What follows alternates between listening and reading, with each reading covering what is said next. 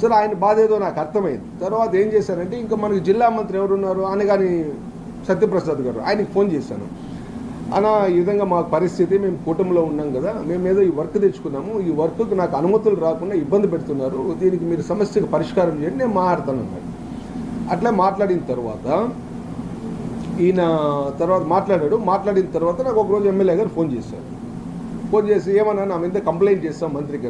నీ మీద నేను కంప్లైంట్ చేయలేదు, మనం కూటమిలో ఉన్నాం, నేను సంబంధిత అధికారుల్ని అనుమతుల కోసం అడగటం జరిగింది, అంతేగాని నీ మీద నేను కంప్లైంట్ చేశాను, నువ్వు చంద్రగిరిలో అప్లై చేసినావు అవంతా కుదరదు, అక్కడ ఎత్తేదానికి, అక్కడ ఎత్తాలంటే అది ఫ్యూచర్లో ఏమన్నాడు, ఫ్యూచర్లో రియల్ ఎస్టేట్ వెంచర్లకు అవసరం ఉంటుంది, అక్కడ మట్టేదానికి కుదరదు, తిరుపతి రూరల్ మండల అధ్యక్షుడు ఈశ్వర్ రెడ్డి ఉంటారు, ఆయన్ని కలిసి మీరు మట్టి తీసుకోండి అన్నాడు. సరే ఆయన్ని ఒక 4-5 సార్లు కలిశాను. కలిస్తే ఆయన ఈరోజు చెప్తా, రేపు చెప్తా, ఈరోజు చెప్తాను, ఒక 10-20 రోజులు గడిపాడు. తర్వాత ఒకరోజు నువ్వు వెళ్ళి ఎమ్మెల్యేతో మాట్లాడండి అన్నాడు. సరే నేను ఎమ్మెల్యేని 3 సార్లు ఫోన్ చేశాను. చెప్తాను అన్నాడు. మళ్ళీ ఒకసారి 4 ఇంటికి వెళ్ళి కలిసి, ఆఫీస్లో ఉన్నాడు, ఇంటికి ఎదురుగా ఆఫీస్లో ఉంటే నేను చెప్తాను అన్నాడు. సరే ఆయన మళ్ళీ చెప్పాడేమో మళ్ళీ తర్వాత కలిశాను. ఈశ్వర్ రెడ్డి అట్లే నేను ఒకరోజు మాట్లాడుతాను అన్నాడు. ఒకరోజు ఒకలో అట్లా జూ పార్క్ రోడ్లో కారు వేసుకొని వచ్చాడు. నేను నా కారులో ఉన్నా, ఆయన కారులో. సరే నా కారులో దిగండి అన్నాడు. నా కారులో దిగి ఆయన కారులో కూర్చున్నాక ఎట్లా మట్టి కావాలని అంటే, లేదన్నా అది దానికి ఏదో ఉంది, మీరు మాట్లాడాలని, కుదరదు, మన కూటమిలో ఉన్నాం కదంటే చంద్రబాబు నాయుడు గురించి చంద్రబాబు నాయుడు చెప్తాడు, ఆయన చెప్పేదానికి ఏముందిలే, మీరు ఏదన్నా మాట్లాడాల్సిందే అన్నాడు. ఏం మాట్లాడాలంటే, సరే లేదు మీరు నెలకు మాకు 10 లక్షలు కట్టాలన్నాడు. నేను కూటమిలో ఉన్నాను, నెలకు 10 లక్షలు ఏంది కట్టేది, ఇది కరెక్ట్ కాదు కదంటే, లేదన్నా అదంతా కుదరదు, లేదని మీరు బండ్లు కట్టలేరు, బండ్లంతా అదంతా మీరు మట్టితో కాల్ చేస్తాం, పొట్టి చేస్తాం, చించేస్తాం ఏదో అన్నాడు ఆయన. సరే ఎందుకు లేబా అంటే, నాకు వర్క్ తక్కువ కేసినాను, అంత డబ్బులు ఇచ్చుకోలేనంటే, సరే 4 లక్షల రూపాయలకి ఇస్తానని ఒప్పుకున్నా.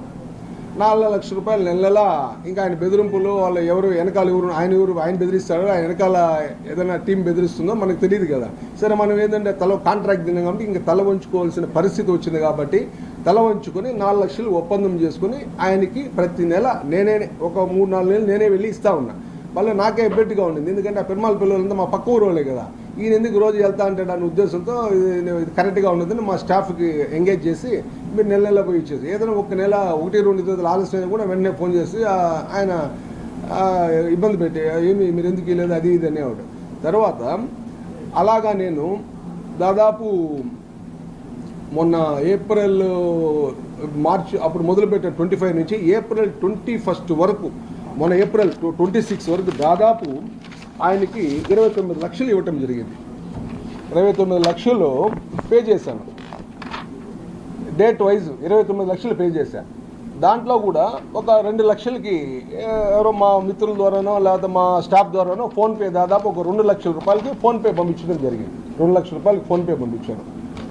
ముఖ్యంగా ఈ అనుమతులు కూడా ఇక్కడే ఉన్నాయి, అనుమతి పత్రాలు కూడా ఏవైతే నేను అనుమతులకు అప్లై చేశాను చంద్రగిరిలో 2 క్వారీలకు సంబంధించిన అనుమతులు ఉన్నాయి. ఈ క్వారీలకి ఒక నేషనల్ హైవే వర్క్కి 2 క్వారీలకు అనుమతులు కూడా ఇవ్వలేని పరిస్థితిలో ఉన్నారు ఇక్కడ ప్రభుత్వ యంత్రాంగం.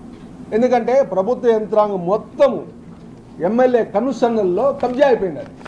అంటే ఏ మండలంలో తీసుకున్నా కూడా ఈరోజు ఎమ్మెల్యేని కాదని ఏ ఎంఆర్ఓ కూడా, ఏ ఎంపీడీఓ కూడా, ఏ పోలీస్ స్టేషన్లో కూడా అధికారులు ముందుకొచ్చి పని చేయలేని పరిస్థితి మాకే కనపడింది ప్రత్యక్షంగా. ఇంక మామూలు ప్రజలకైతే నేను చెప్పలేను, స్వయంగా నాకే నేను ఒక పార్టీలో, నేషనల్ పార్టీలో ఉండి ఇంత చేస్తూ ఉంటే మాకే ఇలాంటి పరిస్థితి.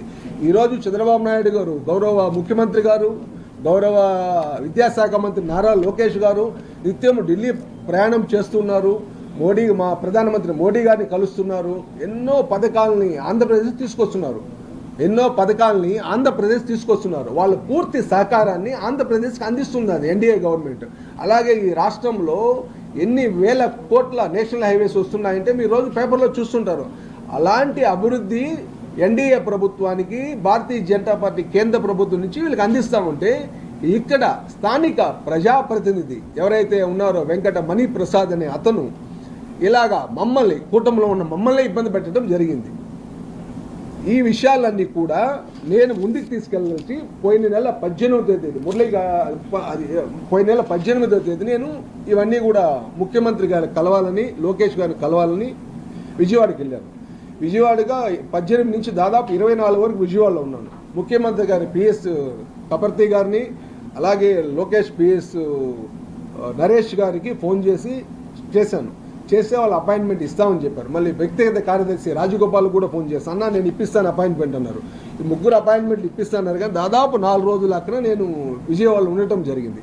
విజయవాడలో ఉండటం జరిగినాక నేను చూశాను, నాకు అపాయింట్మెంట్ రాలేదు. సార్ లాస్ట్కి వాళ్ళకి మెసేజ్ పెట్టి, ధన్యవాదాలండి, మీరు చంద్రగిరి నుంచి వచ్చిన ఒక బీజేపీ పార్టీకి ఇచ్చిన విలువ ఇదే మీరు అనేసి వాళ్ళకి నేను మెసేజ్ పెట్టి తిరిగి నేను వచ్చేసి వస్తూ కూడా నేను నాదెండ్ల మనోహర్ గారికి కలిసి ఒక వినతి పత్రం ఇచ్చాను. అలాగే మా రాష్ట్ర అధ్యక్షుడు కూడా వినతి పత్రం ఇచ్చాను.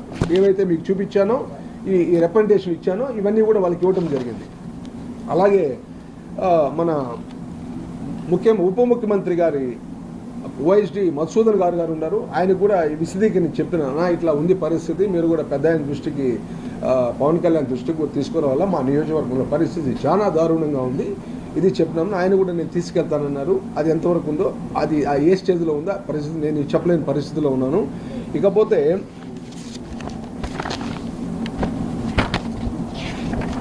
ఈ పని సడన్గా పోయిన నెల ఏప్రిల్ 4వ తేదీ నాకు ఒక ముందు మేలో ఒక మిడిల్ ఆఫ్ ద మేలో ఒక అతను ఫోన్ చేశారు, రమేష్ అని. ఎక్కడి నుంచి ఫోన్ చేశాడు? దామన్చెరు నుంచి. అన్నా నేను జన సైనికునన్నా, మా ఊర్లో పార్టీ కార్యాలయాన్ని ఓపెన్ చేస్తున్నాను, మీరు రావాలన్నాడు. అయ్యా నువ్వు ఎవరో నాకు తెలియదు అంటే, లేదన్నా నాకు ఒక కామన్ ఫ్రెండ్ వాకింగ్ పోతే యూనివర్సిటీ సిమ్స్లో ఒక డాక్టర్ ఉన్నారు, ఆయన ఇచ్చాడన్నాను. మా డాక్టర్ కూడా ఫోన్ చేసి, మా ఊరు కుర్రోడే, మీరు వెళ్ళరండి అని అన్నాడు. సరే ఆ అబ్బాయి పిలిచాడు నన్ను. తర్వాత పిలవల. మళ్ళీ ఎప్పుడో 10 రోజుల తర్వాత సడన్గా ఒకరోజు పాకాల మండల అధ్యక్షుడు గురు అని ఒక అతను ఉన్నాడు, జనసేన అతను ఫోన్ చేశాను, మా ఇంటికాడ ఓటేర్లో ఇల్లు గృహప్రవేశం ఉంది, మీరు రావాలన్నా ఇంటికి వస్తానన్నాడు. సరే రావయ్యా అన్న. ఆయన ఇంటికి వస్తూ ఈ రమేష్ దాదాపు 20 మంది కుర్రోళ్ళు వచ్చారు. అందరూ వచ్చి అతను వాళ్ళ ఇంటికి గృహప్రవేశానికి ఇతను వాళ్ళ ఊర్లో జనసేన పార్టీ ఆఫీస్ ఓపెనింగ్ పిలిచారు. ఆ రోజు ఆదివారం. సరే నేను కూడా వర్క్ ఖాళీగా ఉంది కదా, సరే అందరూ మన కూటమిలో ఉన్నాం కదా, పిలిచారనేసి నేను ఏం ఇంటెన్షన్ లేకుండా వాళ్ళు ఏదో పిలిచారని వెళ్ళాను. క్యాజువల్గా వెళ్ళాము. అక్కడేదో వాళ్ళు ఏదో మీటింగ్ పెట్టారు, మనం ఎన్డీఏ ప్రభుత్వం సమర్థిస్తానని మాట్లాడడం జరిగింది. అది జరిగిన 4వ తేదీ, 5వ తేదీ, 6వ తేదీలో నా పనికి అడ్డంకులు స్టార్ట్ అయినాయి. వాళ్ళు ఫోన్ చేసి మీకు పని ఆపేయండి అయినా కూడా నేను లెక్క పెట్టకుండా పని మొదలుపెట్టి చేశాను. సడన్గా 11వ తేదీ వచ్చి నా పని ఆపేశారు. రెవెన్యూ వాళ్ళు వచ్చారు, ఏం చెప్పలేమున్నా, మీరు దయచేసి మీరు మట్టెత్తద్దని రిక్వెస్ట్ చేసుకుని ఆపేశారు. తర్వాత దాదాపు ఒక 15 రోజులు నేను ఎలా చేయాలి అనుకుంటా. ఆయన ఎమ్మెల్యేకి సన్నిహితులు 2-3 ఉంటారు పక్కన, వాళ్ళందరికీ చెప్పాను, ఏందయ్యా నా పరిస్థితి, ఎందుకు ఆపారు, నేనేం ఫ్రీగా చేసుకోలే కదా, ఎన్నేళ్ళు కూటమిలో ఉండి కూడా డబ్బులు ఇచ్చే పని చేసుకుంటున్నాను, అయినా ఎందుకు ఆపారు, నేను వెళ్ళింది ఏదో ఆ మీటింగ్కి వెళ్ళాను అంటే, లేదు నువ్వు తప్పు చేసావు, ఆయన జనసేన ఇన్ఛార్జ్ మనోహర్ ఉన్నాడు కదా, ఆయనతో కూడా పోయాను. అయ్యా మనోహర్కి నాకు సంబంధం లేదు, ఆ మనోహర్ అనే ఎలక్షన్ ముందు చూశాను నేను, తర్వాత నేను రోడ్డు పనిలో చేసుకుంటాను, వాడు జనసేన కాడి కదా, రమేష్ అనే అతను పిలిస్తే నేను పోయాను, మనోహర్ అనే అతనికి నాకేం సంబంధం లేదు, మనోహర్కి ఎమ్మెల్యేకి అయినా ఇష్యూలు ఉంటే అది వేరే సంబంధం, నేను పోయింది ఒక కార్యకర్తగా వాళ్ళు పిలిచారు, నేను వెళ్ళాను అంతే. అంటే వాళ్ళు అట్లయినా మళ్ళీ నేను ఇదంతా ఎమ్మెల్యే కూడా మీరు చెప్పండి నేను చెప్పాను, వాళ్ళు చెప్పారో లేదో, దాదాపు ఇట్లా 15 రోజులు జరిపింది. తర్వాత కలెక్టర్ గారిని కలిశాను, దాదాపు ఒక 10 సార్లు కలిసి. కలెక్టర్ గారు, నాయుడు గారు, నేను చెప్తున్నాను ఎమ్మెల్యేకి చెప్తున్నాను, ఎమ్మెల్యే వినటం లేదు ఇదే చెప్తున్నారు. నా ముందరే 2-3 సార్లు ఎమ్మెల్యేకి కూడా ఫోన్ చేశారు, ఆయన ఒకరోజు ఫోన్ ఎత్తలా. నాయుడు గారు నేను ప్రయత్నం చేస్తాను, కలెక్టర్ గారు పాపం ఆయన విశ్వ ప్రయత్నం చేశాడు, ఈ వర్క్ ఆగకూడదు ఎందుకంటే నేషనల్ హైవే వర్క్ కదా, ఆయన రెస్పాన్సిబిలిటీ ఉంటుంది కాబట్టి. తర్వాత మొన్న 4వ తేదీ 9వ తేదీ అనగాని సత్యప్రసాద్ గారు కలిశాను, ఇక్కడే కలిసాము, హోటల్లో కలిసాము, చెప్పాను. ఆయన కూర్చోబెట్టాడు, మీరు ఇద్దరు బంధువులే కదా, మీ ఇద్దరు గొడవ ఎందుకండి, మీరు చేసుకోవచ్చు కదా అంటే, లేదండి అప్పుడు కూడా మీరే ఏదో చెప్పారు, అప్పుడు మీరు చెప్పారు కాబట్టి పని మొదలు పెట్టాము, ఇప్పుడు కూడా నేను పని చేస్తున్నాను, నేనేం ఫ్రీగా చేసుకుంటానులే, వాళ్ళు ఏదో ఆబ్లిగేషన్స్ పెట్టారు అవన్నీ చేసుకుంటానంటే, సరే నేను మాట్లాడుతున్నాడు. ఇట్లే మాట్లాడుతుంటే మొన్న 17th మళ్ళీ ఫోన్ చేశాను ఆయనకి, స్టిల్ మాట్లాడతాను అంటున్నాడు. దాదాపు నేను ఏప్రిల్ 14 ఆపాను, ఈ 11 ఏప్రిల్ 11 ఆపాను, ఈ 11 వస్తే దాదాపు 3 నెలలు అవుతుంది. సో ఇంతవరకు కూడా దాదాపు 2 నెలలుగా పూర్తి సహనంతో వెయిట్ చేస్తున్నాను. గత 3 వారాల ముందు నాకైతే నేషనల్ హైవే హెచ్జిఎల్ నుంచి ఏదైతే అగ్రిమెంట్ అయిందో ఈ వర్క్, నాకు అగ్రిమెంట్ అయిన వర్క్లో ఎమ్మెల్యే గారు వేరే కాంట్రాక్టర్ ప్రవేశపెట్టారు. సరే నేను కంపెనీ వాళ్ళు నాకు వండుకొని ఇది కరెక్ట్ కాదు కదా అని నేను అడిగాను. అవును కరెక్ట్ కాదు సార్, ఏం చేయాలా మాకు అర్థం కాలేదన్న. సరే ఎమ్మెల్యే అంటే నేషనల్ హైవే పని ఆపాడు, నేను బీజేపీలో ఉన్నా, నేషనల్ హైవే పని నేను ఆపితే సహేతుకంగా ఉండదు, అందుకని మీరు పని చేయించుకోండి, నేషనల్ హైవే ప్రోగ్రెస్ దెబ్బతినకూడదు. సో నేను మీకైతే అడ్డురాను, నాకైతే 1 నిమిషం పడుతుంది ఆ పని ఆపడానికి, ఎందుకంటే ప్రజెంట్ నా పంచాయతీలో జరుగుతుంది, ఏదైతే నేను వర్క్ ఆపేసాను అది. నా భార్య కూడా వెళ్ళి నేను ఆపేస్తాను పని అంటే వద్దు, మనం బీజేపీలోనూ అలాంటి పనులు మనం చేయకూడదు.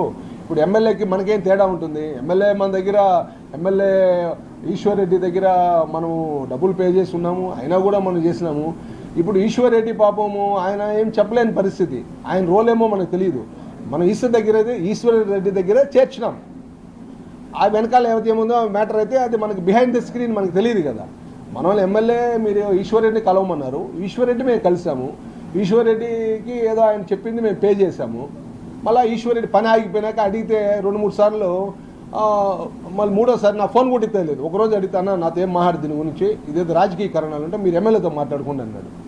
ఇంకా అప్పటి నుంచి ఈశ్వర్ రెడ్డికి ఎప్పుడు ఫోన్ చేసినా నా ఫోన్ ఎత్తాడు, ఇంకేం చేయాలి నేను. అందుకని రాష్ట్ర మంత్రి గారికి కలెక్టర్ గారికి చెప్పిన, కలెక్టర్ టేబుల్ మీద కూడా అది పరిష్కారం కాల తర్వాత మంత్రి గారికి చెప్పడం జరిగింది. మంత్రి గారు కూడా మొన్న కూడా వచ్చాడు, 3 రోజుల ముందు కూడా వచ్చి మొన్న 17 వచ్చి విజయం జరిగింది, ఎన్డీఏ కూటమి సభ జరిగింది కదా, ఆ రోజు కూడా నేను మాట్లాడతాను, నాయుడు గారు మీరు బంధువులే కదా అని. బంధువులే అనేది బంధువులకే ఈ విధంగా ఉంది, ఇబ్బందిగా ఉంది, పైనేమో కూటమి బాగుంది, మా కూటమికి మాకే కుమ్ములేస్తూ ఉంటారు, ఏం చేయాలి చెప్పండి అన్న.